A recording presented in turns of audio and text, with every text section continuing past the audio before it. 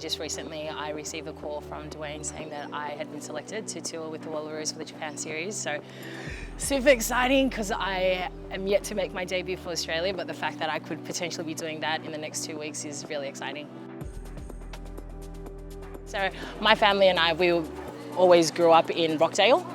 And my brothers, they play rugby league, and so we were connected to our local club, which was the Uncle Scots. And I mean, having sport a part of our lives for so long is kind of inevitable that I would end up in a contact sport myself. But we spent a lot of our time growing up there, so a lot of my childhood actually revolves around being around the footy field, but to support the boys. I never really saw myself being the one that they would one day support. But then when the opportunity came up in 2012 to start playing rugby in school, I just wanted to get plugged in because I wanted to show my brothers that I could be as rough as them and potentially add to the game as well. And I'm so grateful I did, because I look back now and I don't think I would have tried the sport otherwise if I didn't try it when I'd started in school. So it's been quite a journey since then, but love it.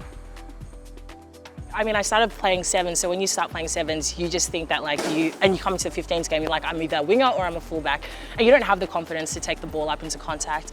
But then one season, I remember we were short of a number 8, and my coach came up to me just before the game started and was like, Sarah, you are going to be our number 8 today. And I was like, what's that? I have no idea what that is.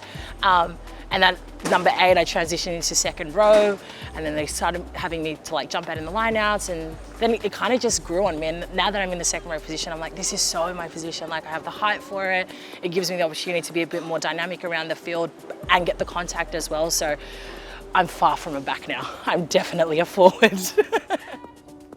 So day to day, I do have a 9-to-5 job. This is my attire. I work in events alongside Emily Chancellor, who's also a Wallaroo. Her and I run up events in SUSF. So that is my 9-to-5. Outside of that, I am completing a diploma in marketing. I love storytelling. I like to write, have my own blog. And I just find that as an avenue to express myself outside of my sport, because rugby can be quite consuming.